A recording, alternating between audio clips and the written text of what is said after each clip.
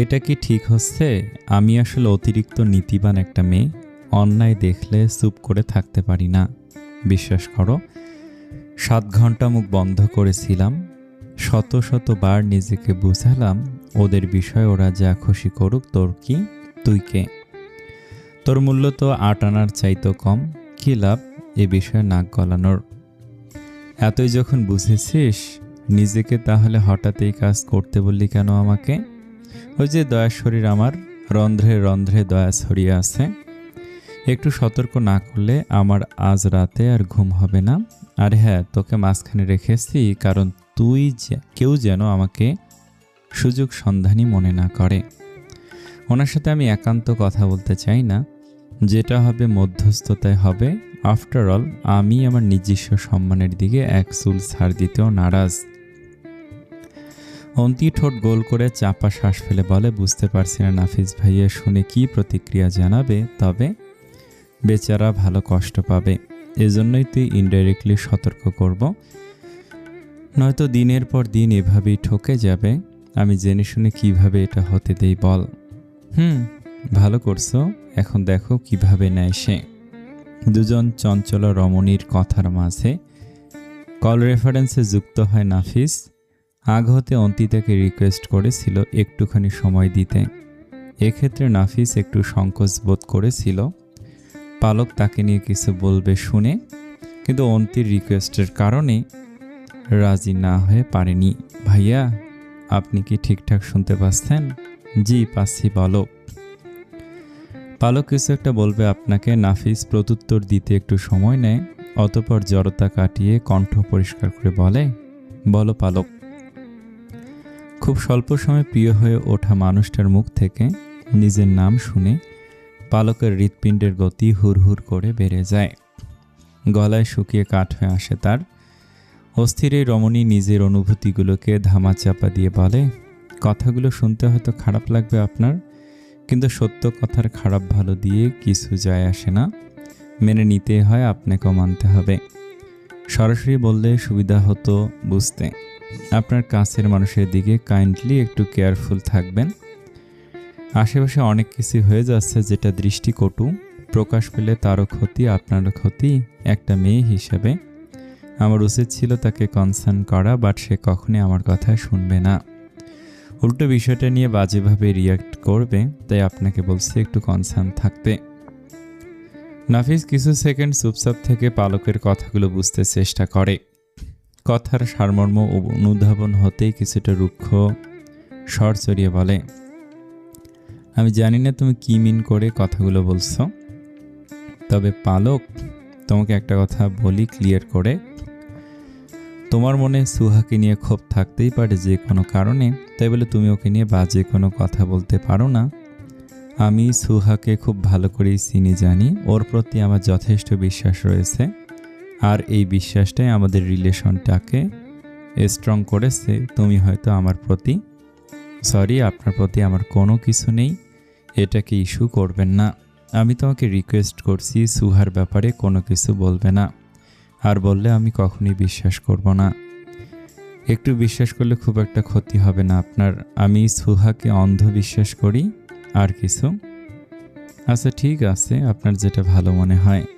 নাফিস কোনো রকমে প্রত্যুত্তর না করে কল রেফারেন্স হতে বেরিয়ে যায়। এতক্ষণ নীরব শ্রোতা হয়ে থাকা অন্তি ফোঁস করে নিঃশ্বাস ছেড়ে বলে, দোস্ত বাদ দে, একটা কথা খুব মনে পড়ছে আমারও। বলতো কোনটা? ক্লাস 10-এ ম্যাথ টিউটোরিয়ালে ওভার কনফিডেন্স নিয়ে পরীক্ষা দিতে গিয়েছিলাম, পরে 00 পেয়ে কনফিডেন্সের আত্মার মাগফিরাত কামনা করেছি আমরা। গুড। আমার এঙ্গেজমেন্টে তোমার দাওয়াত রইল, চলে এসো সময় করে। দোস্ত, আর একটাবার একটু ভালো করে যাচাই করলে হয় না সুহা? ডোন্ট বি সো ইম্যাচিওর নাফিস। আমি শেষ হয়ে যাচ্ছি দোস্ত, তুই মরে যা, সত্য সত্যিই থাকবে। নিস্তব্ধতায় ঘেরা ঘুটঘুটে অন্ধকার রাতে নাফিস উদ্ভ্রান্তের ন্যায় আচরণ শুরু করে। কানে ধরা ফোনসহ হাতটা অনবরত কাঁপতে থাকলেও সে মরিচিকার মতো শেষ আশার আলো খুঁজতে মরিয়া হয়ে ওঠে। চোখের সামনে মনে হচ্ছে দুনিয়া গুরু গুরু হয়ে যাচ্ছে, তার পায়ের তলার মাটি সরে যাচ্ছে নিমিষেই। পুরুষ মানুষ হয়ে খুব সহজে কান্নার অনুমতি না পেলেও চোখের কোণে জলেরা ভরাডুবি খেলে যায়। জড়ানো গলার স্বর ভেদ করে বলে, দোস্ত, আমার সোর্স, আমার স্পাই কাঁচা কাজ করে না। তোর দেয়া ইনফরমেশন অনুযায়ী জাস্ট 8 মিনিটস লেগেছে সুহার সম্পর্কে ফুল এভিডেন্স কালেক্ট করতে, ইনক্লুড পাস্ট অ্যান্ড প্রেজেন্ট। 2 দিন আগে ও কোথায় ছিল, কার সাথে ছিল, এভরিথিং আমাকে পাঠিয়েছে। আমি জাস্ট তোকে ইনশিওর করেছি। বিশ্বাস করাটা তোর ব্যাপার, তবে ছবি পাঠানোটা আমার পার্সোনালিটির সাথে যায় না। আমি এটা করতে পারবো না। তোকে বিশ্বাস না করার উপায় নেই আমার। দেন অ্যাকসেপ্ট দ্য ট্রুথ। ফোনের অপর পাশ থেকে গাড়ির তীব্র হর্নের আওয়াজ ভেসে আসে। ঢাকা আরিসা মহাসড়কের মাঝে রয়েছে সিক্ত। কান এয়ারপোর্ট গুজে হাই স্পিডে চলছে গাড়ি। মাঝরাতে সব বড় বড় যানবাহনের চলাচল। মালবাহী লরিগুলো বিকট আওয়াজ তুলে পাশ দিয়ে সাই সাই করে ছুটে চলেছে অবিরাম গতিতে। আর তাদের সাথে পাল্লা দিয়ে ছুটছে নেভিয়ান সাহেবের টয়োটা পিক্সিস। অ্যাকসেপ্ট করতে গিয়ে মরে যাচ্ছি ভাই, বিশ্বাস কর। মানুষ মানুষকে এত জঘন্যভাবে ধোঁকা দিতে পারে। সুহাকে আমি কতটা ভালোবেসেছিলাম তোরা তো জানতি। ওয়াজ আই রং? শান্ত হ। হোয়াট শুড আই ডু দোস্ত? নিজের প্রতি নিজেরই ঘৃণা লাগছে। এর আগে অনেকেই আমাকে হিন্টস দিয়েছিল সুহার ব্যাপারে, বাট আমি বিশ্বাস করতাম না। সুহাকে কখনো বললে ও আমাকে এমনভাবে ব্রেন ওয়াশ করতো, আমি সব কিছু ভুলে যেতাম ভাই।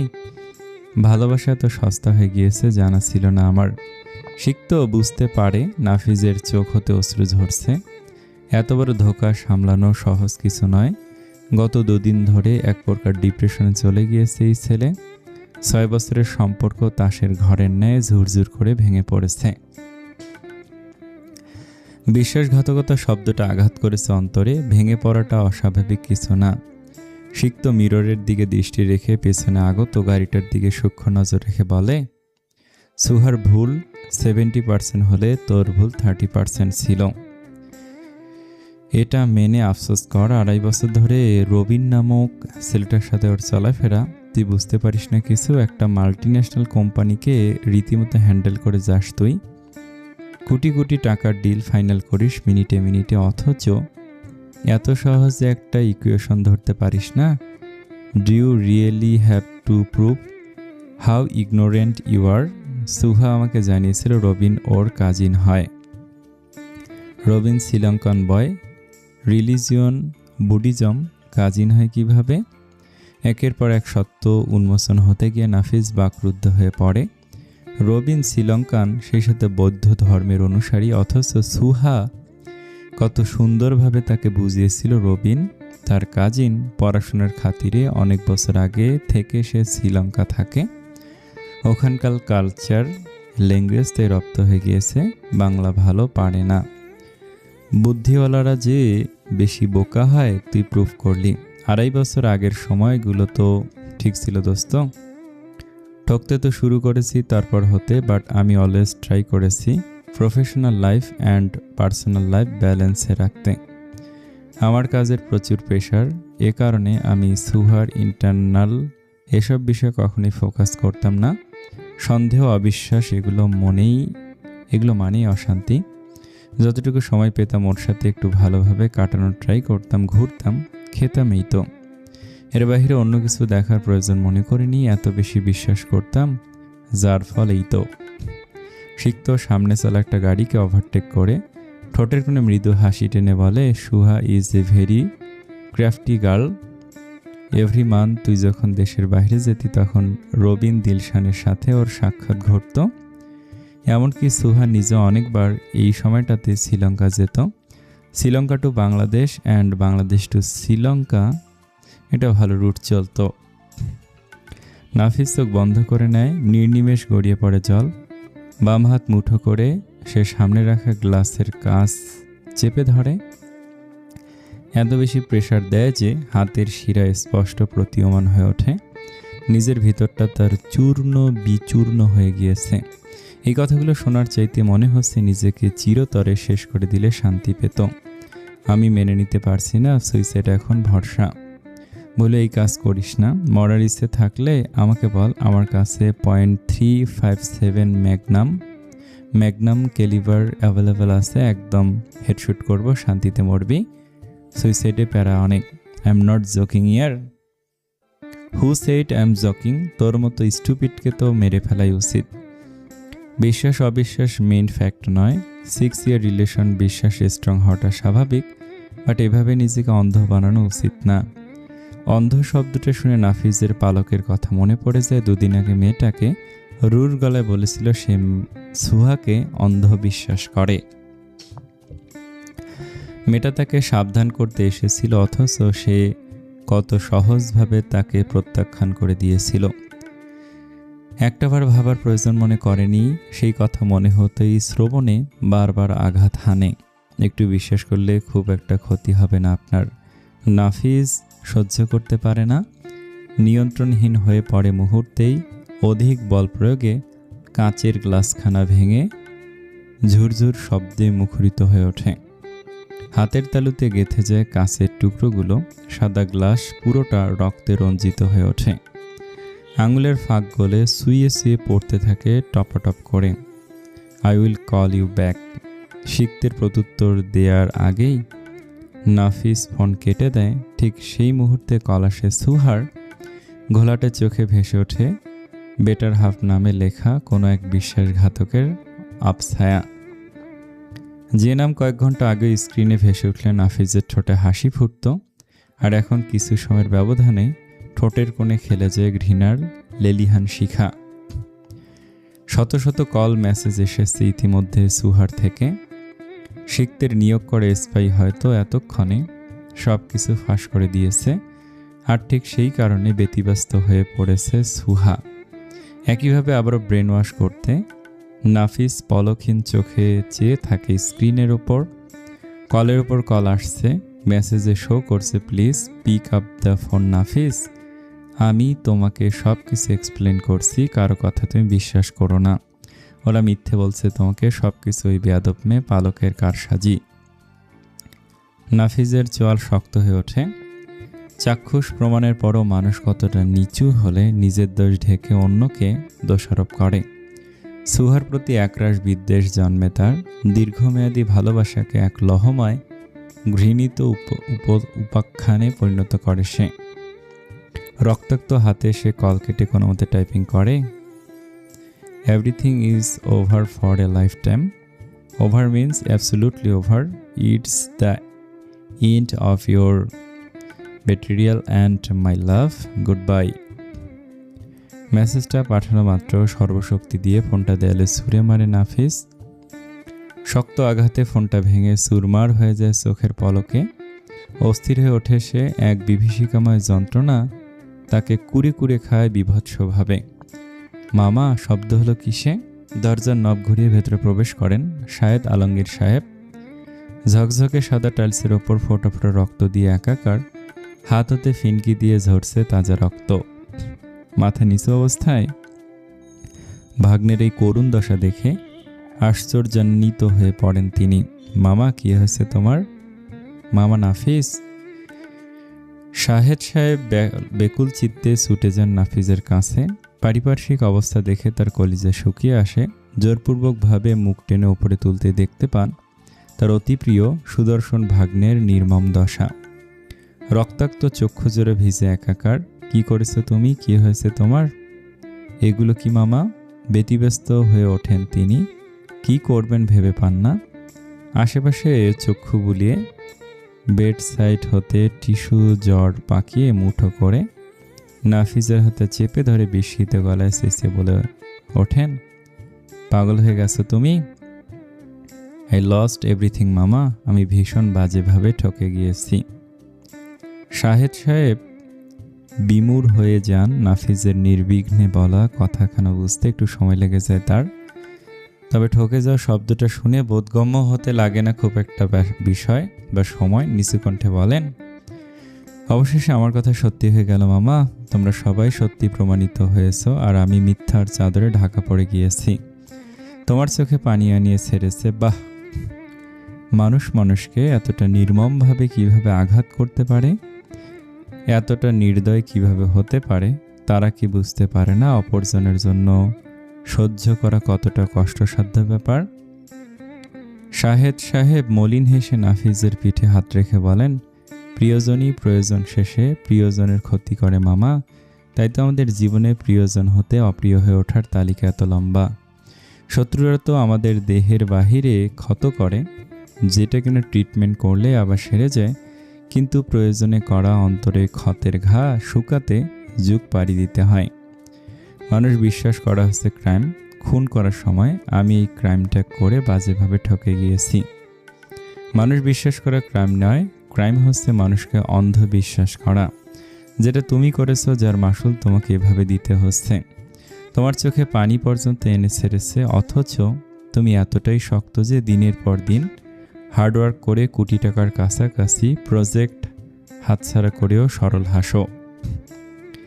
সব কিছুকে পিছনে ফেলে ওই মুহূর্তে থেকে নিজেকে পুনরায় উদ্দীপিত করো, অথচ ব্যক্তি জীবনে কতটা দুর্বল হয়ে পড়েছো তুমি। আমি নিজেই বিশ্বাস করতে পারছি না তোমাকে। এতটা অসহায় বোধ কখনো হয়নি। No matter who they are or how close they are to the soul. অন্ধবিশ্বাস মানেই দুর্গতি। নাফিজ দাঁতে দাঁত চেপে চোখের অশ্রু ঠেকিয়ে নির্মেদ স্বরে বলে, একজন মানুষকে আমি ভালোবাসি, তাকে সম্মান করি, আমি কিভাবে তার প্রতি অবিশ্বাস আনব, এটাই আমার মাথাতে আসতো না। তাকে উঁচু স্থানে বসালাম, সে আমাকে নিচুতে নামালো। This is all my got in return. তোমার স্বচ্ছ ভালোবাসার যোগ্য ছিল না সুহা, এটা মেনে নাও। তুমি ভালোবেসে আফসোস করছো এখন, আর সে একসময় ভালোবাসা হারিয়ে আফসোস করবে। প্রকৃতির নিয়মই এটা, হতেই হবে। আমার মনে হয় না সে আফসোস করবে কখনো। তোমার ভালোবাসাটা ঈর্ষণীয় ছিল, এমন ভালোবাসা যে হারিয়েছে সে অবশ্যই আফসোস করবে। নিজেকে শক্ত করো। চোখের কোণে পানিটা ভীষণ মূল্যবান, নোংরা জায়গায় ফেলে কদার্য করো না। তুমি তার জন্য অন্ধকারে নিমজ্জিত হয়ে পড়েছো, আর সে আলোতে চোখ মিলতে পারছে না। যে মানুষটা তোমার অনুভূতিগুলোকে পিষে মারতে সামান্য দ্বিধাবোধ করে না, তার জন্য তুমি নিজেকে শেষ করে দিতে চাইছো। এত শক্ত পুরুষ হয়ে অশ্রু ফেলছো, নিজের প্রতি করুণা হচ্ছে। মূল্যহীন লাগছে মামা। আমি এত ব্যস্ততার মাঝে অলওয়েজ ট্রাই করেছি সুহাকে সময় দিতে, কেয়ার করতে। আমি তো সবটুকু দিয়েছিলাম, ওকে ছাড়া কখনো কিছু ভাবতে চাইনি। ও যদি আমাকে একবার বলতো আমি তোমার সাথে থাকতে চাই না, তোমাকে আমি আর ভালোবাসি না, আমি এটা থেকে মুক্তি চাই, আমি তো বাধা দিতাম না। খুব জোর হলে বুঝাতাম, বাট ফোর্স করতাম না। এইভাবে আমাকে ঠকানোর কি খুব প্রয়োজন ছিল? ওর প্রতি তো আমার একরাশ ভালোবাসা থেকে আজন্ম ঘৃণা তৈরি হয়ে গেল, যেটা আমি কখনো চাইনি। এর জন্য দায়ী সুহা নিজেই। মূল কথা, যে যাওয়ার সে আজ হলেও যাবে, 2 মাস পরে হলেও যাবে, 6 বছর হলেও যাবে। সম্পর্কের বয়স কখনো সম্পর্কের স্থায়িত্ব নির্ণয় করে না। সম্পর্কের স্থায়িত্ব নির্ণয় করে বিশ্বাসে, বিশ্বস্ততা এবং সম্মানে। এগুলো থাকলে আপনা আপনি ভালোবাসা টান সৃষ্টি হয়, যে টান ছেড়ে কখনো কেউ সহজে চলে যেতে পারে না। আমি ভীষণ বোকা। অবশ্যই তুমি বোকা, তবে সেটা ব্যক্তি বিশেষে। তোমার ফ্রেন্ড শিখত আদনান, মাইয়াদ, দে আর সো ম্যাসকুল। ওদের ইন্টেলেকচুয়াল ডিসকাশনগুলো আমাকে রীতিমতো অবাক করে দেয়, বিশেষ করে শিখতের শার্প অবজারভেশন। ও তাকায় একদিকে, অথচ ঠিকই বুঝে যায় ওর অপর পৃষ্ঠে কী হচ্ছে। তুমি ওদের এত ক্লোজ ফ্রেন্ড হয়েও কেন ব্যক্তি জীবনে এই গুণটা আনতে পারোনি মামা? প্রফেশনাল লাইফ নিয়ে তোমার কোনো অভিযোগ নেই তোমার প্রতি আমার। তুমি যথেষ্ট ম্যাচিউর তোমার কাজে, বাট এই ব্যর্থতা আমাকে শেষ করে দিবে ধীরে ধীরে। আমিও শেষ হতে চাই। এত ঘৃণা নিয়ে বেঁচে থাকা কঠিন। শাহেদ সাহেব মৃদু হেসে নাফিজের ভিজে ওঠা টিস্যু ফেলে নতুন টিস্যু দিয়ে ক্ষতগুলো মুছে দিতে দিতে বলেন, মামা থাকতে ভাগ্নে দিবে জীবন বিসর্জন, ভুলে যাও। তোমার পরিণতি আমি বুঝেছিলাম অনেক আগে থেকে, ব্যবস্থাও নিয়েছি তাই অনেক আগে থেকেই। নাফিজ চোখ তুলে তাকায় মামার কথায়, ভারী গলায় জিজ্ঞেস করে, কিসের ব্যবস্থা? নতুন জীবনের নতুন অধ্যায় খোলার। তোমাকে তো আমি শেষ হতে দিব না মামা। তোমার এই অন্ধকার জীবনে ঝকঝকে পিদিমের দেখা পেয়েছি আমি অনেক আগেই। এবার শুধু একসাথে জুড়ে দেওয়ার পালা, যেটা আমি নিজে দাঁড়িয়ে থেকে সম্পূর্ণ করব ইনশাআল্লাহ। আমি এসবে আর যেতে চাই না। সম্পর্ক ভালোবাসার প্রতি অনীহা জন্মে গিয়েছে, তুমি প্লিজ আমাকে জোর করো না। কিন্তু আমরা তো কথা দিয়ে ফেলেছি। নাফিস বিস্ময় ঘেরা চোখে তাকিয়ে বলে, আমরা মানে আপা দুলাভাই সবাই আমার কর্মকাণ্ডে সমর্থন জানিয়েছেন। আপাকে আমি তার মন মতো পাত্রীর সন্ধান মিলিয়ে দিয়েছি। 2 দিন আগে গাজীপুর থেকে টেনে ঢাকায় এনেছিলাম মিট করাতে। এসব কি করছো তোমরা মামা? তোমরা আমাকে মেরে ফেলতে চাও? আমার ভিতরে কি চলছে একটু বোঝার চেষ্টা করো প্লিজ। আমি এসব থেকে দূরে থাকতে চাই। আমি আর এগুলো চাই না। শান্ত হও তুমি। আপাকে অনেক কষ্ট দিয়েছ, আর দিও না। ওই মানুষটা একা একা অতিষ্ঠ হয়ে উঠেছে। আর কতকাল এমনভাবে থাকবে সে? তোমরা বাপ ছেলেরা এসব বুঝতে চাও না, শুধু কাজ আর কাজ। আজ যদি তোমার একটা বোন থাকতো, তোমাদের আমি গুনতামই না, বিশ্বাস করো। আপারও দরকার হতো না তোমাদের। আপা অনেক আশা নিয়ে আছে এই নতুন সম্পর্কটাকে নিয়ে। সে আনইজি ফিল করে এখন তোমাকে বিয়ের কথা বলতে। সব দায়িত্ব তোমাকে পালন করতে। এখন সব দায়িত্ব আমাকে দিয়েছে, এখন আমাকে দায়িত্বটা পালন করতে দাও। কথা দিচ্ছি সুখী হবে, এতে তোমার মায়ের দোয়া থাকবে। নাফিস বিমূর্ত ভঙ্গিতে তাকিয়ে থাকে মামার দিকে। তীব্র অসহায়ত্বের ছাপ তার চোখে মুখে। অস্পষ্ট স্বরে বলে, আজ যদি আমার আর সুহার সম্পর্কটা না ভাঙত, তুমি কি জোর করতে পারতে?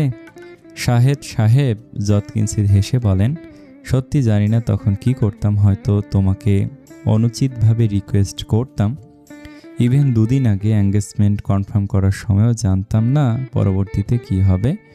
শুধু মনে হচ্ছিল যাকে চুজ করেছি তোমার জন্য, সে তোমার সুখের কারণ হবে। কারণ আমি তো জানতাম সুহার নেচার। ওর ব্যাপারে আমি অনেক কিছু শুনেও চুপ থেকেছি শুধুমাত্র তোমার কারণে। ওর ঔদ্ধত্যপূর্ণ বিহেভিয়ার আমার কখনই পছন্দ ছিল না, তাই আর ভাঙার ওপর নির্ভর করে থাকিনি। তবে সৃষ্টিকর্তাকে সবসময় বলেছি সে যেন আমার সম্মানটা রাখেন। আল্লাহর টাইমিংটা এত সুন্দর, আমি তো বাক হারা হয়ে যাচ্ছি খুশিতে। নাফিস স্তব্ধ চোখে তাকে বলে, আমি কি এখন বিয়ে করার পরিস্থিতিতে আছি? আমাকে দেখে তোমার কিভাবে মনে হচ্ছে আমি নতুন একটা সম্পর্কে ইনভলভ হব?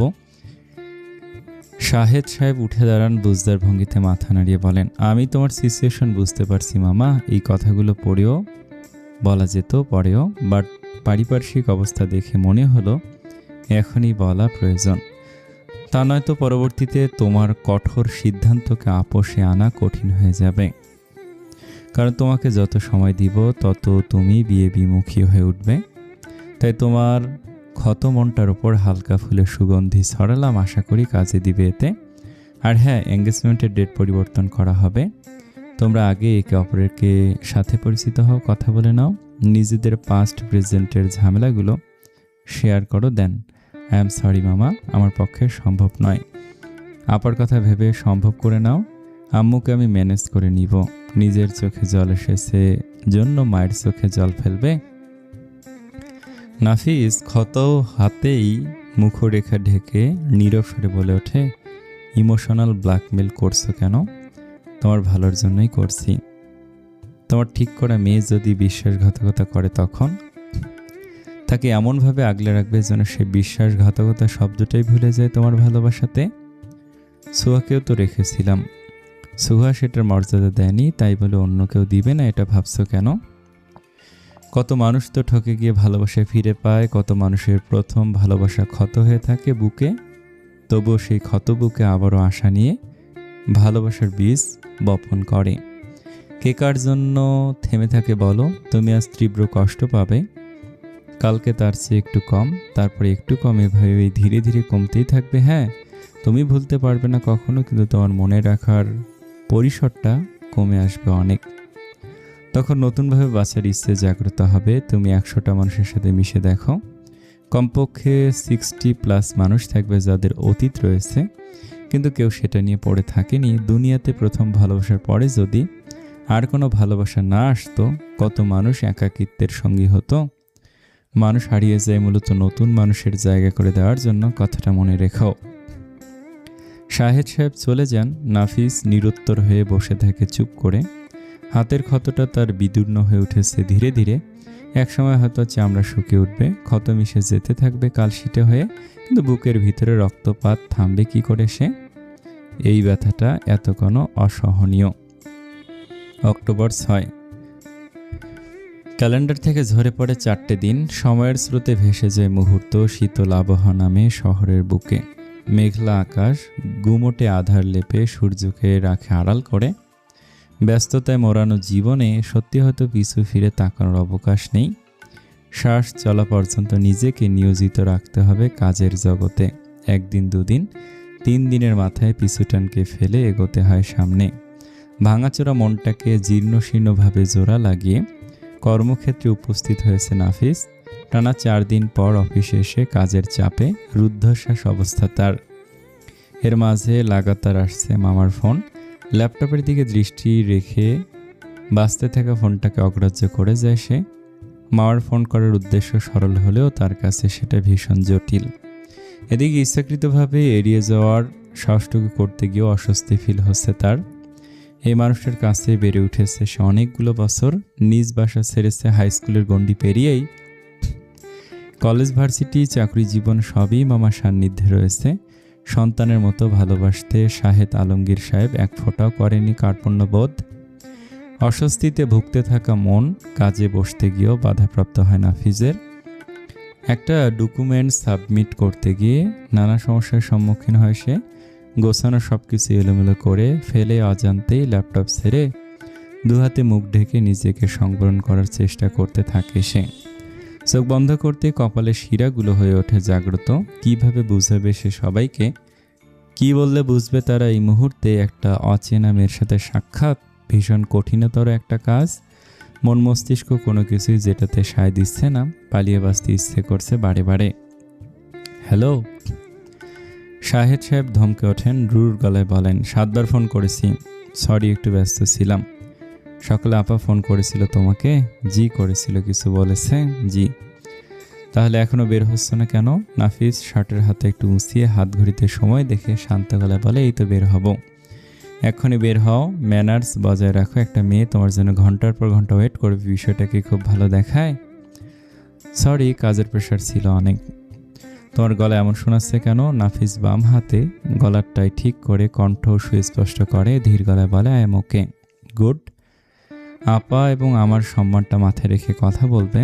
আমরা কিন্তু কথা দিয়েছি তাদের। এমন কিছু করবে না যেটাতে আমি কিংবা আপা ছোট হই। বের হও। লোকেশন, কোন রেস্টুরেন্ট, কত নম্বর টেবিল আমি তোমাকে মেসেজ করে দিচ্ছি। আচ্ছা। একাকার সমপরিমাণ অনিচ্ছা অনাগ্রহকে যুগলবন্দি করে অবশেষে নাফিস বাধ্য হয়ে বের হয় অফিস হতে। পরিবারের কথা রাখতে মেনে নিতে হয় সব কিছু। প্রায় 2 বছর পর অভিমানের পাল্লা কমিয়ে মিসেস রুমানা ছেলের সাথে বিয়ের প্রসঙ্গ নিয়ে আজ সকালে কথা বলেছেন। এর আগে বারে বারে বিয়ে নিয়ে ছেলের প্রত্যাখ্যান পেতে পেতে রাগে অভিমানে বলেছিলেন আর কখনো বিয়ের কথা তুলবেন না তিনি। অনেকদিন পর্যন্ত ধরে রেখেছিলেন নিজের এই সূক্ষ্ম অভিমান, কিন্তু সুহার ব্যাপারটা জানাজানি হয়ে যাওয়ার পরে মন নরম হয় তার। ছেলেকে সুস্থ জীবনে ফিরিয়ে আনতে ভাঙেন নিজের অভিমান। অশ্রু সজল চোখে আবারও অনুধাবন করেন তাদের পছন্দের মেয়ের সাথে একটাবার দেখা করতে। 8 ঘন্টার জ্যাম পেরিয়ে মামার দেয়া কাঙ্ক্ষিত রেস্টুরেন্টে এসে পৌঁছায় নাফিস। বেলা তখন 12:30টার কাছাকাছি। রেস্টুরেন্টে প্রবেশ করে ফোন বের করে সে টেবিল নাম্বার 1 নজর দেখে নেয়। ধীর পায়ে হেঁটে এগোয় সামনে। 2 নম্বর রোয়ের 5 নম্বর টেবিলের কাছাকাছি এসে চেয়ার টেনে দিতেই অপর পাশ হতে ঝড়ের বেগে ছুটে আসে এক রমণী। হুড়মুড়িয়ে এসে টেনে ধরে একই চেয়ার। নাফিজের আত্মা কেঁপে ওঠে যৎকিঞ্চিৎ। চোখ ফিরিয়ে তাকাতে দেখতে পায় সাদা রঙের ড্রেস পরিহিত এক নারী কায়াকে। পালক তুলে তাকায় মুখের লেপ্টে থাকা চুলগুলোকে কোনো মতে হাত দিয়ে সরিয়ে ভালোভাবে নজর দিতে দৃষ্টি থমকে যায় তার। একইভাবে থমকে যায় অপর ব্যক্তিরও। কিয়ৎ সেকেন্ড ধরে চলতে থাকে তাদের চোখাচোখি। দুজনের দৃষ্টি স্থবির, একদম অপ্রস্তুত হয়ে ওঠে মুহূর্তেই। নাফিস চেয়ার ছেড়ে শান্ত গলায় বলে, সরি, ভুল টেবিলে চলে এসেছি হয়তো। না, মনে হচ্ছে আমি ভুল টেবিলে চলে এসেছি, আপনারাই হয়তো এটা টেবিল। পালক কম্পনরত হাত পা নিয়ে জায়গা ছেড়ে দিয়ে সামনে এগোয়। হাঁটতে হাঁটতে ব্যাগ হতে ফোন বের করে সে এক পলক কিছু ফিরে তাকে টেবিল নাম্বার চেক করা অদ্ভুত। হাঁটা থামিয়ে চোখ ডলা দেয় সে ভালো করে। টেবিল নাম্বার 5 কীভাবে গোলকধাঁধায় পড়ে যায়। পিছু ফিরতে ভয় পায়। এই মুহূর্তে সে যদি নাফিজের কাছে যায় নিশ্চিত উড়ে উড়ে সুহা নামক কালনাগিনী সে হাজির হবে। নাফিজের কাছাকাছি তাকে দেখা মাত্র শুরু করবে উল্টাপাল্টা বকা। পুরো রেস্টুরেন্ট মাথায় তুলে নিবে। এক্সকিউজ মি ভাইয়া, এটা দেখুন তো কোথায়। ওয়েটার পালকের ফোনে টেবিল নাম্বার দেখে হাত দিয়ে ইশারা করে বলে, ম্যাম 2য় রো। ওই যে ভদ্রলোক বসে আছেন যে টেবিলে। পালক ইচ্ছাকৃতভাবে তাকায় না সেদিকে, জানে কোনটা দেখানো হয়েছে। পালক কুঁচকে আসে তার কপাল। মনে মনে চরম বিরক্ত হয়ে ওঠে। সে যত চায় সুহা নামক ব্যাকটেরিয়া হতে দূরে থাকতে, তত আরও সামনে এসে উপস্থিত হয় তার। যদিও এখন পর্যন্ত ব্যাকটেরিয়ার দেখা মেলেনি, কিন্তু অ্যান্টিব্যাকটেরিয়া তো উপস্থিত। মনের মধ্যে হাজারো জড়তার সংকোচ ভাব নিয়ে এগোয় সে। দেনামেনা করতে করতে নাফিসের সম্মুখীন হতেই নাফিস চোখ তুলে তাকায়। পালক শুকনো ঠোঁট ভিজিয়ে ধীর গলায় বলে, টেবিল নাম্বার 5 তোমার? তাই তো শো করছে। নাফিস সঙ্গে সঙ্গে বসা ছেড়ে উঠে দাঁড়ায়। অনুতপ্ত দৃষ্টিতে তাকিয়ে শীতল কণ্ঠে বলে, সরি, আমার হয়তো ভুল হয়েছে কোথাও, প্লিজ টেক সিট। পালক জোরপূর্বক হেসে চেয়ার টেনে বসে। নাফিজের চেহারাটা অন্যান্য দিনের তুলনায় আজকে বেশ খাপছাড়া লাগছে তার কাছে। যথেষ্ট সুদর্শন পুরুষে, কিন্তু আজকে দেখে কেমন যেন মনে হচ্ছে দীর্ঘ রাত সে ঘুমায় না। চোখে মুখে অসম্ভব ক্লান্তি জুড়ে আসছে। কি হলো হঠাৎ? নাফিস কিছুটা দূরে সরে আসে। তৃতীয়বার মামার পাঠানো মেসেজ চেক করে দেখে সেই 5 নম্বর টেবিলটাই শো করছে। অদ্ভুত লাগে তার কাছে, এক টেবিলে 2 জন ভিন্ন মানুষকে বুকিং দেওয়ার নিয়মটা বোধগম্য হয় না তার। এক্সকিউজ মি, এটা কোথায়? পালককে নির্দেশনা দেয়া ওয়েটারটা এবার নাফিজের মুখোমুখি হয়। প্রবল আগ্রহে মেসেজখানে দেখতেই কপাল ভাঁজ হয়ে আসে তার। নির্বাক হয়ে একবার 5 নম্বর টেবিলে বসারত রমণীর দিকে তাকায়, তো একবার নাফিসের দিকে। আপনার কি লুকোচুরি খেলছেন স্যার? একবার উনি এসে জিজ্ঞেস করে টেবিল নাম্বার, একবার আপনি এসে জিজ্ঞেস করেন টেবিল নাম্বার। যখন আপনি বসে থাকেন তখন ম্যাম আসেন, আর যখন ম্যাম বসে থাকে তখন আপনি আসেন। নাফিস বিভ্রম দৃষ্টিতে তাকিয়ে থেকে ওয়েটারের হতাশাবাণী শুনে অতঃপর তার চাহনির সাথে তাল মিলিয়ে পালকের দিকে চোখ যেতেই সমস্ত ধোঁয়াশা কেটে যায়। নিমিষে কপালে সমস্ত জেগে ওঠা শিরা মিলিয়ে যায়। তৎক্ষণাৎ বুকের ভিতরে শুরু হয় অস্থির হাতুড়ি পেটা। সরি, একটু মিস্টেক হয়েছিল। ওয়েটারকে বিদায় দিয়ে নাফিস গলার টাই একটানে খুলে পকেটে ঢুকিয়ে ফেলে। শরীরে প্রচণ্ড গরম অনুভূত হচ্ছে তার। এই শীত শীত মৌসুমে অনবরত ঘামছে কপাল। নিজেকে ধাতস্থ করার মাঝে অশনি সংকেত হিসেবে বেজে ওঠে তার ফোন। স্ক্রিনে জলজল করে মামা নামটা ফস করে দীর্ঘশ্বাস ঝেড়ে রিসিভ করতে অপর পাশ হতে ভেসে আসে তীক্ষ্ণ বার্তা, কোথায় তুমি? মেয়েটা অপেক্ষা করছে তো তোমার জন্য। পালক। নাফিস পালকের দিকে তাকিয়ে ধীর গলায় প্রত্যুত্তর করে, যাচ্ছি, কুইক, আমাকে যেন আর ফোন করতে না হয়। ফোন কেটে যায়। নাফিস শার্টের হাতা ফোল্ড করে নিজেকে যথাসম্ভব স্তম্ভিত রাখার চেষ্টা করতে করতে ফের এগোয় 5 নম্বর টেবিলের দিকে। কাছাকাছি আসতেই পালক গোল গোল চোখ করে তাকে বলে, টেবিলটা নিশ্চয়ই আপনার। আমার ভুল হয়েছে তার মানে। ওয়েট যাচ্ছি। হন্তদন্ত হয়ে ব্যাগ ফোন তুলে উঠে দাঁড়ানো মুহূর্তে নাফিস স্থির গলায় বলে, প্লিজ বসো, এটা তোমারও সিট। মানে বসো বলছি। না, বসা যাবে না, আপনার গার্লফ্রেন্ড দেখলে হার্ট অ্যাটাক করবে, বলবে আপনাকে আমি জাদু মন্তর দিয়ে বশ করেছি। পালকের ব্যতিব্যস্ত গলায় বলা কথাতে নাফিস কোনো প্রতিক্রিয়া জানায় না। ঠোঁটে ঠোঁট চেপে ধীরস্থিরভাবে বলে, শায়দ আলমগীরকে চেনো? পালক চেয়ার ছেড়ে মুহূর্তে ঘাড় ঘুরিয়ে তাকায়, অবাক স্বরে বলে, চিনি। তিনি তো আমাকে আজকে এখানে আসতে বলেছেন তার ভাগ্নের সাথে মিট করার জন্য। দেন প্লিজ সিট ডাউন। আমি তার ভাগ্নে? হোয়াট? আপনি কিভাবে ভাগ্নে হন? আপনি তো সুহার বয়ফ্রেন্ড। বসো, তারপর বলছি। পালক বিস্মিত চক্ষু জোড়া নিয়ে চেয়ার টেনে বসে। ব্যাগ ফোন টেবিলে রেখে মাত্র ওয়াটার পট বের করে ঢকঢক করে পানি পান করে। নিজেকে সুস্থির করতে গিয়ে পুরো বিষয়টা মাথার মধ্যে চক্রাকারে ঘুরতে শুরু করেছে তার। কিভাবে কি এসব, কি হচ্ছে তার সাথে, ক্লিয়ার করুন পুরোটা। আপনি কি রুমানা আন্টির ছেলে, ছোট ছেলে? যদি ছোট ছেলে হন তো ওকে, ওনার বড় ছেলের সাথে আমার এঙ্গেজমেন্ট কিছুদিন পরে। আমি বড় ছেলে। নাফিজের কথা শোনামাত্র পালকের মুখ হতে পানি ছিটকে পড়ে, সোজা গিয়ে লাগে নাফিজের সাদা শার্টের ওপরে বুকের পাটা টানে। নাফিজ কিছুটা অপ্রস্তুত হয়ে উঠলেও পর মুহূর্তে নিজেকে সামলে নেয়, চুপচাপ ভেজা শার্ট উপেক্ষা করে সামনে হতে টিস্যু এগিয়ে দেয় পালকের দিকে, ভরাট গলা বলে বি নর্মাল। খুক খুক করে কাশতে থাকা রমণী চোখ মুখ কুঁচকে বলে হোয়াট নর্মাল? এভাবে আমাকে ধোকা দেওয়ার মানে কি? আর আপনি বা এসেছেন কেন অপমান করতে, বিয়ে ভাঙার জন্য হাতে পায়ে ধরতে? শুনুন, আমি বা আমার ফ্যামিলি কিন্তু মোটেও এসবের সাথে জড়িত নই। আপনার ফ্যামিলি কনভিন্স করেছে আমাদের। একটা যদি বাজে কথা বলেন এ নিয়ে, এখানে কিন্তু আপনাকে মেরে লাশ বানিয়ে দেব। আপনার পেয়ারি আর আপনার বাজে কথা শোনার মুড কিন্তু আমার আর নেই। অনেক সহ্য করেছি। ভুল বুঝছো তুমি। কিসের ভুল? কোন ভুল? আপনাদের আমার চেনা হয়ে গিয়েছে। যান, আপনি আপনার মামার হাত পায়ে ধরে বিয়ে এক্ষুনি ভাঙুন, যদি না ভাঙেন তো খবর আছে। তেজালো কণ্ঠের পিঠে নাফিস মাথা সামান্য নিচু করে চোখ বন্ধ করে নেয়, গম্ভীর কণ্ঠে বলে আমি বিয়ে ভাঙতে চাই না, বিয়ে করতে চাই। নাফিজের মুখে বিয়ে কথাটা শুনে বিদ্যুৎ পৃষ্ঠের ন্যায় ঝটকা খায় পালক। অবাকের চূড়ান্ত সীমানা অতিক্রম করে বলে সরি, আপনার কাছে কি বিয়ে ছেলে খেলা? কয়টা বিয়ে করতে চান আপনি? একটা। কাকে? তোমাকে। পালক কিছুক্ষণ মৌনব্রত পালন করে, ঠোঁট কামড়ে পুরো বিষয়টা গভীরভাবে পর্যালোচনা করে। সামনে বসারত পুরুষটার বিধ্বস্ত চেহারাটার পিছনে তার করে রাখা ধারণাটা মেলাতেই সদুত্তর পেয়ে যায় সে। সঙ্গে সঙ্গে ঠোঁটের কোণে ফুটে ওঠে বাঁকা হাসি। টেবিলে হাত রেখে নাফিজের দিকে কিছুটা ঝুঁকে ধীর গলায় বলে ওভার কনফিডেন্স পরীক্ষায় সম্মানের সাথে অকৃতকার্য হওয়ার জন্য অভিনন্দন। আপনাকে গিফট হিসেবে অনামিকা রহমান পালক আপনাকে সবিনয়ে প্রত্যাখ্যান করল মিস্টার তাজওয়ার নিশাত নাফিস।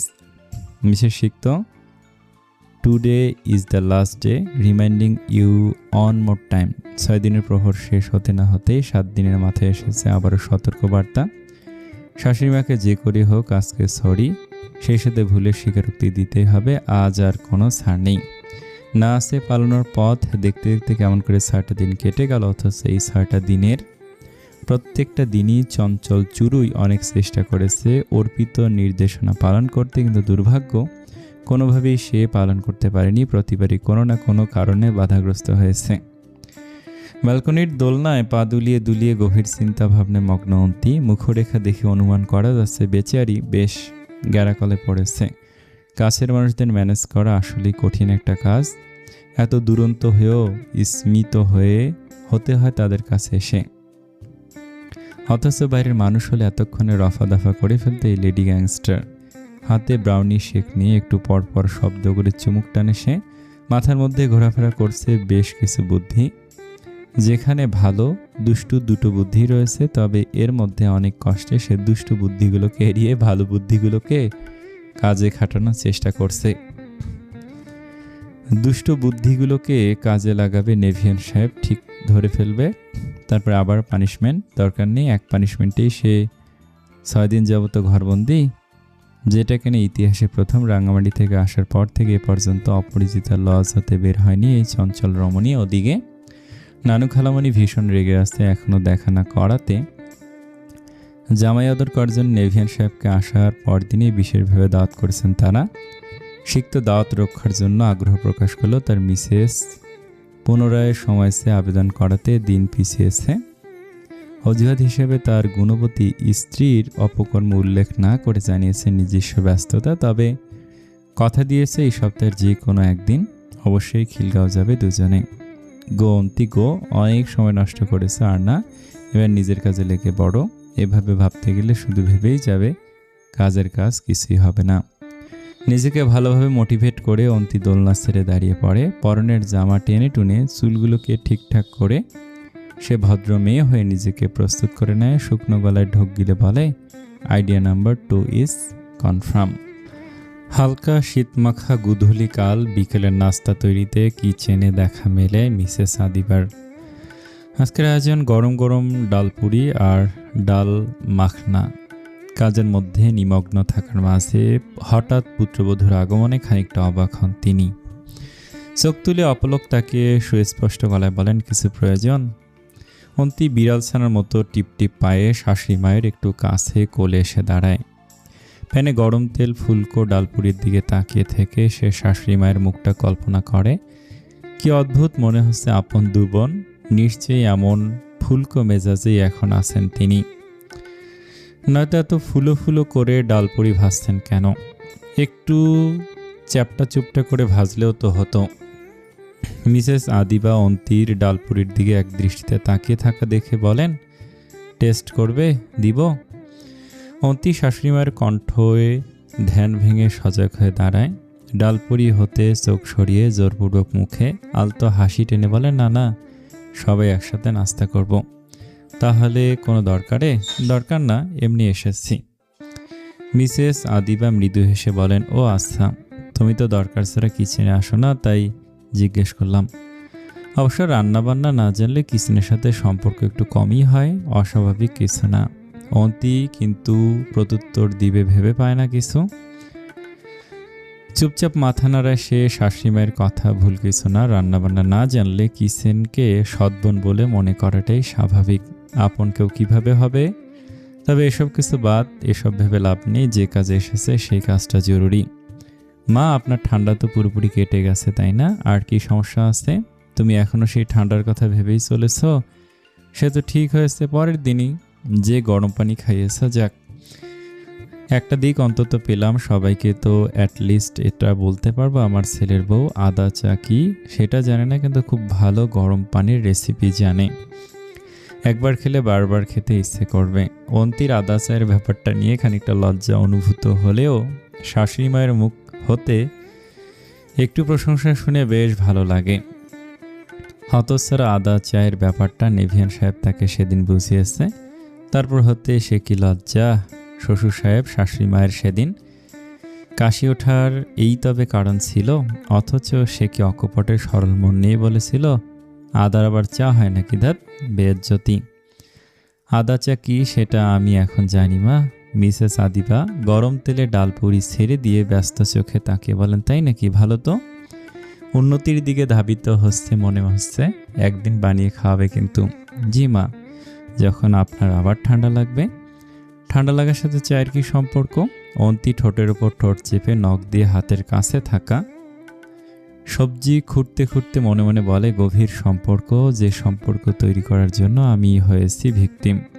তুমি কি কোনো কিছু নিয়ে চিন্তায় আছো? কিছু বলতে চাও? অন্তি নির্নিমেষ চোখ তাকিয়ে বলে, কিছু একটা বলতে চাই। হ্যাঁ, আমিও বুঝতে পারছি তুমি কিছু বলতে চাও। এতক্ষণ তো চুপচাপ দাঁড়িয়ে থাকার মেয়ে না, বলো কি বলবে। আপনার কাজ শেষ হোক তখন বলি। বলবে তো তুমি, আমার কাজ শেষ হলেই কি আর না হলে কি? আচ্ছা মা, ডালপুরিগুলো বাইরের দোকানের মতো এত ফুলছে কেন? মিসেস আদিবার কপাল কুঁচকে আসে বেখাপ্পা প্রশ্ন শুনে। নিরেট গলায় বলেন, বেকিং পাউডার দিয়েছে তাই ফুলেছে। এটা জানতে এসেছো তুমি? না মানে হঠাৎ করে জানতে ইচ্ছে হলো, কিছু একটার সাথে মিল পেয়েছি। কিসের সাথে এটা সিক্রেট বলা যাবে না। মিসেস আদিবা বিরক্ত হন খানিকটা অন্তির উল্টাপাল্টা কথাতে। সবগুলো মোটামুটি ভাজা শেষ করে হাত ধুয়ে নেন। কিচেন টাওয়ালে হাত মুছতে মুছতে গুণবতী পুত্রবধূর দিকে তাকিয়ে বলেন, যেটা বলতে চাইছো সেটা বলো। অন্তি কাঁচুমাচু ভঙ্গি ছেড়ে নিজের ভেতরে সাহস সঞ্চার করে। ঠোঁট গোল করে নিঃশ্বাস ছেড়ে বলে, মা, ধরুন কেউ আপনার সাথে অন্যায় করলো বা ইনডাইরেক্টলি আপনার ক্ষতি করলো, তাহলে আপনি তাদের কি পানিশমেন্ট দিবেন? হঠাৎই প্রশ্ন, এমনি জানতে ইচ্ছে করছে। মিসেস আদিবা দু হাতে ট্রে নিয়ে কিচেন হতে ডাইনিংয়ের দিয়ে রওনা হয়। যাওয়ার পথে এক নজর ঘাড় ঘুরিয়ে পিছু পিছু আসতে থাকা পুত্রবধূর দিকে তাকিয়ে বলেন, কেন? তোমার কি এমন কোনো ইন্টেনশন আছে নাকি? আগে থেকে জেনে সতর্ক হতে চাও? না না, এরকম কোনো ইন্টেনশন নেই। অন্যায় করলে তো পানিশমেন্ট পেতেই হবে, কোনো ছাড় নেই। ছাড় দেয়া মানে প্রশ্রয় দেয়া। আমি শাসন পছন্দ করি, প্রশ্রয় নয়। অন্তির মুখরেখা ফ্যাকাশে হয়ে ওঠে শাশুড়ি মায়ের কথায়। ডাইনিং টেবিলের চেয়ার ধরে কাঠ হয়ে দাঁড়িয়ে থাকে সে, নাজুক চোখে তাকিয়ে থেকে। শাশুড়ি মায়ের সুন্দর করে গুছিয়ে কাজ করার ধরন দেখে, একদম নেভিয়ান সাহেবের মতো। মা ছেলের সব কিছুতেই মিল। চুপ হয়ে গেলে যে? জানো, আমি যখন ভিকারুন্নিসাতে টিচার ছিলাম সবাই আমাকে এতটা ভয় পেত যে তোমার মতো এমন চুপ করে থাকতো। পুরো ক্লাস পিনপতন নীরবতায় ঢাকা থাকতো। ক্লাস শেষ না হওয়া পর্যন্ত কেউ একটা বাড়তি কথা বলারও সাহস পেত না। এতটা কড়া ছিলেন আপনি? মিসেস আদিবা কিঞ্চিত শব্দ করে হেসে বলেন, সবাই তাই বলে, but I took my profession very seriously. আপনি কি কখনো স্টুডেন্টদের মেরেছেন? আমার ধমকেই কাজ হয়ে যেত, মারার প্রয়োজন হয়নি কখনো। ঠিক বলেছেন মা, আপনার ধমক কিছুটা বাঘিনীর গর্জনের মতো। সেদিন ওমর আঙ্কেলকে যে ধমকটা মেরেছিলেন, দূর থেকে আমি পর্যন্ত ভয় পেয়ে গিয়েছিলাম। অন্যায় আমি টলারেট করি না।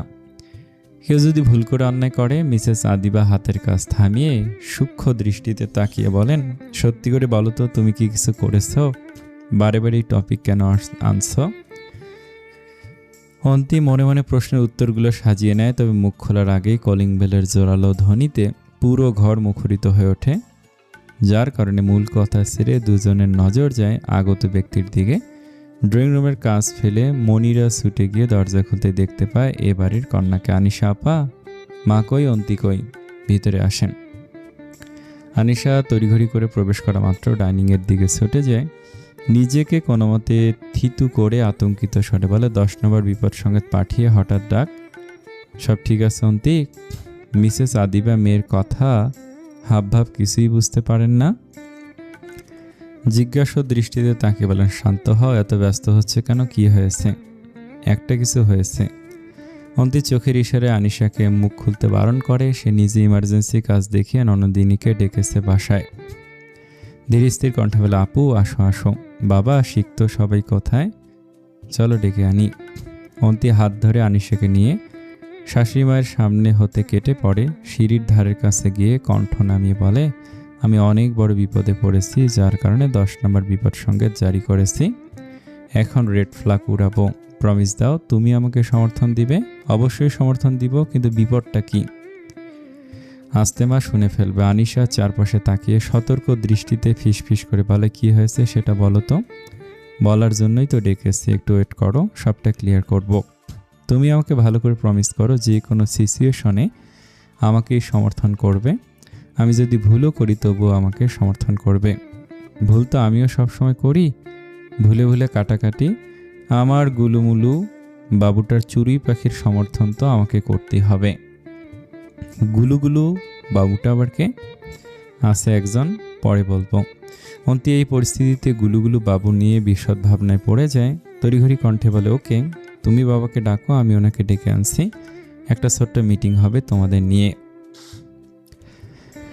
প্রাথমিক কাজ শেষে এবার চূড়ান্ত কাজের পালা। নিজের সমস্ত কাজ গুছিয়ে টিপ টিপ পায়ে আবারও শাশুড়ি মায়ের সামনে হাজির হয়ে অন্তি সোজা গিয়ে মিসেস আদিবার মুখোমুখি দাঁড়ায়। মিসেস আদিবা টিপট নিয়ে প্রত্যেকের কাপে চা ঢালতে ঢালতে আর চোখে তাকিয়ে বলেন, একা কেন, বাকি সবাই কোথায়? আসছে, বসো তাহলে। মা, জি, একটা কথা ছিল।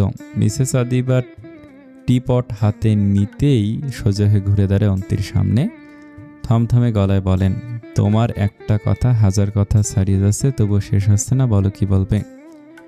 আমি একটা ভুল করে ফেলেছি। হ্যাঁ, বুঝতে পেরেছি, তুমি কিছু একটা গন্ডগোল করেছো, তোমার মুখের সারফেস দেখে স্পষ্ট বোঝা যাচ্ছে, বলো কি ভুল করেছো? অন্তি পেছন দিকে এক পলক তাকে লম্বা করে শ্বাস টেনে নেয়। বহুল প্রতীক্ষিত সেই কথাটা বলার সময় তবে এসে গিয়েছে আজ। অনেক কষ্টে মনের মধ্যে বিছানো ভয়ের জালকে দূর করে সে ধীর গলায় বলে, মা সরি। What the reason? আসলে আমি সেদিন ইচ্ছাকৃতভাবে বাসার গিজারের সুইচ অফ করে রেখেছিলাম, ওয়াটার হিটার লুকিয়ে রেখেছিলাম। সেদিন আপনার ঠান্ডা লাগার পিছনে মূলত আমি ছিলাম। ঠান্ডা লাগলে আপনাকে গরম পানি করে খাওয়াতে পারবো, একটু কেয়ার করতে পারবো, এই কারণেই।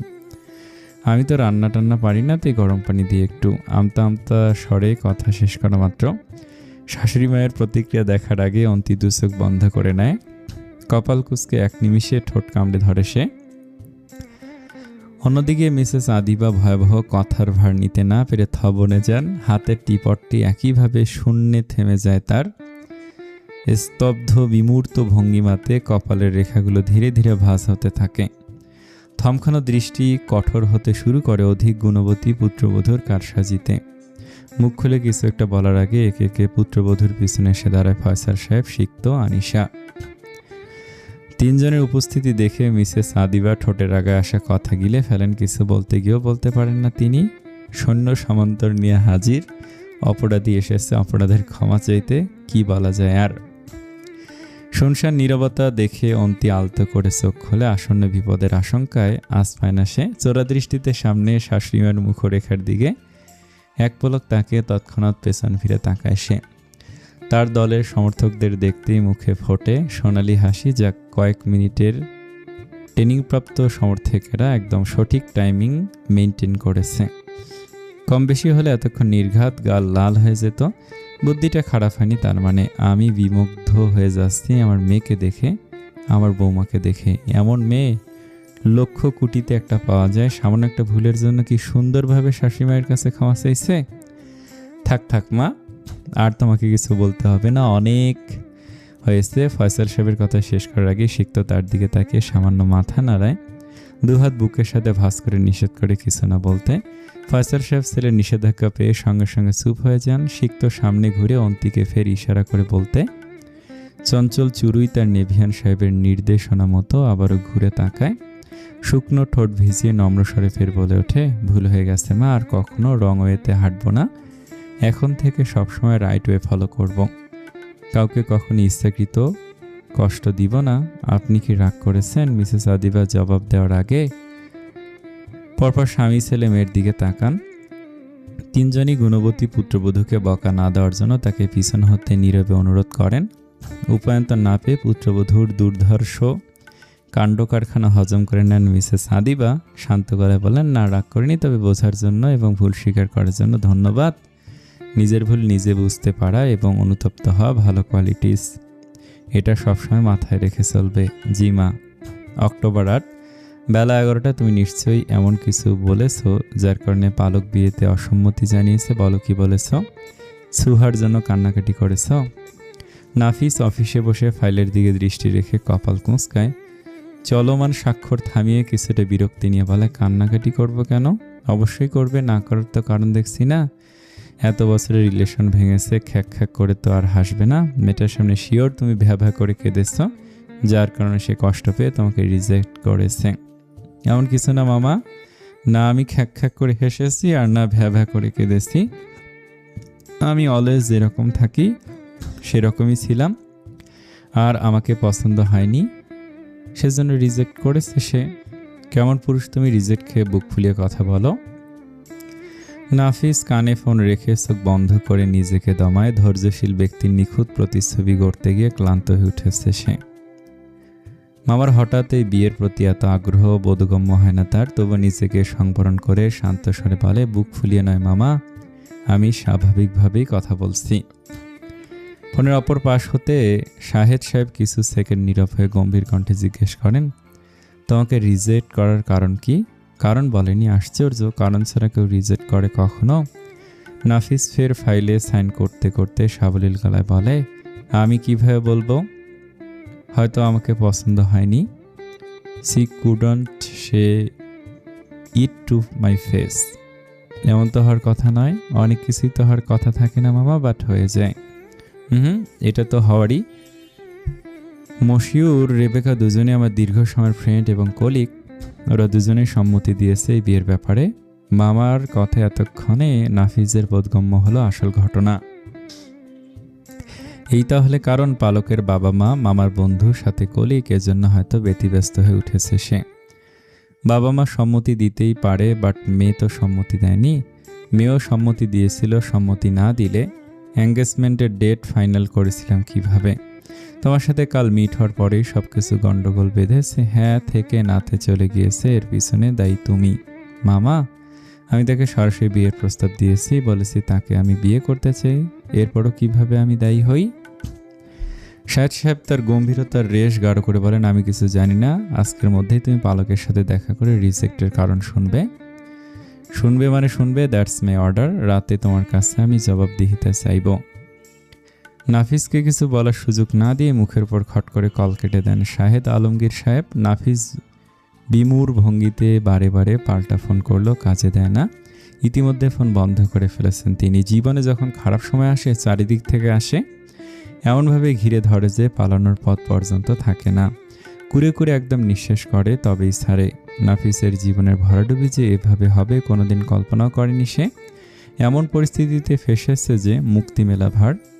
কি করবে এখন সে? স্যার, মিটিংয়ের অ্যারেঞ্জমেন্ট ওকে, আপনি আসতে পারেন এখন। পিএ সালমানের কণ্ঠে চোখ তুলে তাকায় নাফিস।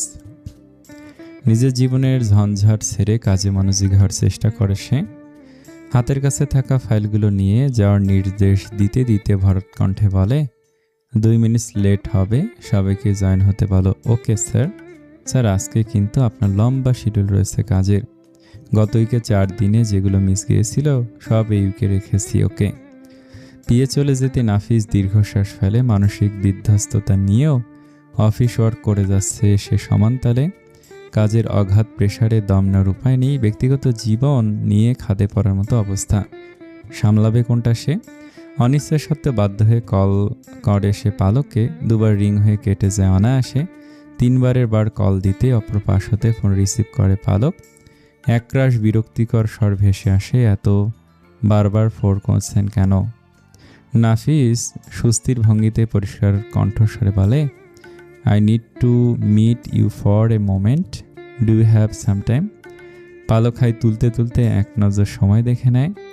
বেলা 11:30 বাজতে চলেছে। গায়ে জড়ানো কমফোর্টারটা আরও ভালো করে জড়িয়ে নিয়ে বলে, কোনো সময় হবে না। আপনার মতো আমি শুয়ে বসে খাই নাকি? আমার কাজ নেই? যখন তখন বলে দেখা করা যায় নাকি? সারাদিন টই টই করে ঘুরে বেড়ান তো, কাজের মর্ম কি বুঝবেন? নাফিস দাঁতে দাঁত চেপে নিরেট গলায় বলে, হ্যাঁ ঠিক বলেছে, আমি শুয়ে বসে খাই জন্য কাজের মর্ম বুঝি না। একটু ফ্রি টাইম হবে কি? আশ্চর্য, আপনার তো দেখছি লজ্জা নামক শব্দটা গায়েব হয়ে গিয়েছে। মুখের উপর রিজেক্ট করে দিলাম, এরপরে দেখা করতে চাইছেন কেন? ভয় নেই শরীরে? জি, ভয় নেই আমার শরীরে। আপনাদের মতো গুন্ডা মাস্তান দেখে ভয় না পেলে কাকে দেখে ভয় পাবো? লেফটেন্যান্ট কমান্ডারের গলার নিচে ছুরি ধরার সাহস রাখে আপনার বেস্ট ফ্রেন্ড? মাথা থেকে ক্যাপ টেনে নিয়ে যান আপনি। আমার ক্যাপ আমার কাছেই টাকা দিয়ে বিক্রি করেন। আপনাদের মতো জিনিয়াস পার্সনদের দেখে ভয় পাওয়া আমাদের অনৈতিক দায়িত্ব। পালক নাফিজের কথায় এক চোখ বন্ধ করে কপাল কুঁচকে মৃদু হাসে নীরবে, অতঃপর নিজেকে পুনরায় লাল মরিচের মতো ঝাঁঝালো করে তুলে বলে, বুঝতে পেরেছেন? যেহেতু তাহলে আমাকে ডিস্টার্ব করা বন্ধ করুন, আমি ভীষণ ব্যস্ত, কোনো দেখা টাকা হবে না। পালক টুপ করে ফোন কেটে দেয়। ফোন সুইচ অফ করে সোজা কমফোর্টার মোড়ে ঘুমের তলদেশে নিমজ্জিত হয়ে পড়ে। বিড়বিড় করে ঠোঁট নাড়িয়ে বলে, কষ্ট না করলে কেষ্ট মেলে না প্রিয়। বিকেল 3টা। পরপর 2টো মিটিং শেষ করে লাঞ্চ ব্রেকে নিজ কেবিনে ঢুকে গা হতে ব্লেজার খুলে ফেলে নাফিস। গলারটাই হালকা করে শার্টের হাতা ফোল্ড করে চেয়ারে গায়ে নিয়ে বসে সে। উপরি পানে তাকিয়ে চোখ বন্ধ করে ক্লান্তিকর নিঃশ্বাস ঝাড়ে। কিছু সময়ের বিশ্রাম শেষে হাতের কাছে ফোনটা নিয়ে ওপেন করতে দেখে মামার হতে এসেছে রিমাইন্ডার বার্তা। জবাবদিহিতা তার চাই। নাফিস ম্যাচটা পড়ে বিমর্ষ ভঙ্গিতে আবারও চোখ বন্ধ করে নেয়। মুখ হতে ধ্বনি বের হয়ে আসে আপনা আপনি। বিরক্তির সীমা অতিক্রম করে উপায়ন্তর না পেয়ে সে পুনরায় আবার কল করে পালককে। আপনার সাহস তো অতিমাত্রায় বেড়ে গেছে দেখছি, বাড়াবাড়ি করলে একদম মার্ডার করে ফেলবো কিন্তু। আবার কল করেছেন? আমার মার্ডার হওয়ার ব্যাপক ইচ্ছা। তুমি যেহেতু এই বিষয়ে অনেক দক্ষ, তাই চাইছি তোমার হাতেই মার্ডার হতে। মার্ডারের জন্য কিছু সময় হবে কি? আপনার কি সত্যি কাজকর্ম কিছু নেই? আমি তো বাপু কাজের ঠেলায় চোখে আধার দেখি, দম নেওয়ার সময়টুকু পাইনি, অথচ আপনার আয়েসের শেষ নেই। দেশটাকেই আপনারাই ধ্বংস করেছেন। মাল্টিন্যাশনাল কোম্পানিগুলোতে অধপতন নেমে এসেছে। কোম্পানি আপনাকে বের করে দেয় না কেন? কেন বের করে দেয় না সেটা আমারও প্রশ্ন, তবে বের করে দেওয়া উচিত আমার মতো ফাঁকিবাজদের। অবশ্যই দরকার হলে আপনাকে কাজ থেকে আউট করে দেওয়ার জন্য সুপারিশ করব। এই উপকারটুকু করলে খুব খুশি হব, সারা জীবন কৃতজ্ঞতা প্রকাশ করব। লেকের ধারে দুপা দুলিয়ে বসে থাকা পালক বাদাম খেতে খেতে কড়া কণ্ঠে বলে, ভীষণ ব্যস্ত আমি, আপনার সাথে দেখা করার সময় আমার নেই। পাশে বসা চঞ্চল চুরুই সামনে হতে দৃষ্টি সরিয়ে সরু চোখে তাকায়। দিব্যি শুয়ে বসে দিন পার করা আপদমস্তক একজন রমণীর এমন কাজের ব্যস্ততা দেখে আপনা আপনি ভুরু কুঁচকে আসে তার। পালক অন্তির অবিশ্বাস্য চাহনি দেখে চুপ থাকার নির্দেশ দিয়ে চোখের পাতায় আশ্বস্ত করে বলে, আই কাইন্ডলি রিকোয়েস্ট ইউ। আস্থা ঝামেলায় ফেললেন তো, অতিরিক্ত ভালো মানুষ হওয়াতে কি যে দুঃখ হয়েছে আমার, মুখের ওপর কাউকে না করতে পারি না। আস্থা যান, এত কাজের মধ্যেও 5 মিনিটের জন্য সময় বের করলাম আপনার জন্য, চন্দ্রিমা উদ্যানে চলে আসুন। থ্যাঙ্কস। পালক ফোন কেটে দেয়। ফোনটা পাশে রেখে গাছরা ভাব নিয়ে বাদাম ছিলতে ছিলতে কপাল ভাঁজ করে বলে, অতি ভালো মানুষে বিপদে পড়ে গিয়েছি। কি কাজ করিস তুই? তোর ব্যস্ততা আমি চোখে দেখতে পাচ্ছি না কেন? জীবন মানেই কাজ, জীবন মানেই ব্যস্ততা। শুয়ে বসে থাকাও এক ধরনের কায়িক শ্রম। কেন তুমি বোঝো না? তুমিও তো এই ধরনের শ্রম করো। আগে তো বাইরে বের হতে, এখন সেটাও করো না। 7 দিন পরে আজকে বের হয়েছ। অন্তি পালকের হাত ধরে খোসা ছাড়ানো বাদাম লুট করে নিয়ে মুখে পুরে নেয়। খেতে খেতে ঠোঁটমুখ বাঁকা করে বলে, আজকে থেকে বের হওয়া শুরু। এতদিন প্রেসারে ছিলাম জন্য বের হতে পারিনি, এখন আবার কাজে ফিরতে হবে। লম্বা কাজের লিস্ট আমাকে হাতছানি দিয়ে রাখছে। অ্যান্ড ইউ নো হোয়াট, বিবাহিত হয়ে যাওয়ার পর আমি এখন কত কাজ করি। কি কাজ? এখন এই ঘুম থেকে বেলা 12টা নয়, সকাল 8টায় উঠি, নাস্তা করি, ব্যালকনি থাকা ক্যাকটাস গাছে পানি দেই, নিচে যাই, আমার শাশুড়ি মায়ের পিছু পিছু ঘ্যান করি। শাশুড়িমা বিরক্ত হয়ে আমাকে আবার উপরে পাঠিয়ে দেয়। কিছুক্ষণ উপরে ঘোরাঘুরি করি, পেন্টিং করি, শাওয়ার নিয়ে লাঞ্চ করি। এরপর রিমঝিম একাডেমির খাটাস মার্কা সভাপতির বকা শুনে 1 ঘন্টা পেন্টিং ক্লাস নিয়ে অনলাইনে। তারপরে ঘুমাই। সন্ধ্যায় উঠি, বাবা আসলে বাবার সাথে গল্প করি, দাবা খেলি। After that my husband comes home. From then on the la time bigness for me. La time but তোর কাজ শুনে আমি ধন্য হয়ে যাচ্ছি। ক্যাকটাস গাছে পানি দেওয়ার মতো কাজ করার স্বপ্ন তো আমিও দেখেছি। বাট বাই দ্য ওয়ে, সিক্ত ভাইয়া তোকে অনেক স্পেস দেয়, তাই না? অফকোর্স। প্রত্যেক দিন ওয়ার্কআউটের সময় আমাকে হাম্বল রিকোয়েস্ট করে আমি কেন চুপচাপ শান্ত থাকি, কোনো অঘটন না ঘটাই। সে বাসায় ফিরলে আমি মুক্ত, যা করি করতে পারবো এটা ইনশিওর করে। আমিও সেটা ফলো করার ট্রাই করি। উনি বাসায় ফেরার সাথে সাথে আমি আমার ফর্মে ফিরে যাই। মাদার ইন ল অন্তি দুহাত ছাড়িয়ে দিয়ে নাটকীয় ভঙ্গিমায় বলে, my husband manage everything, supreme good Fortune. Yes. পালক হতাশার সুর টেনে গালে হাত দেয়, আফসোসের সুরে টেনে বলে, আমারও বিয়ে করা উচিত। নাফিজ ভাই অন দ্য ওয়ে।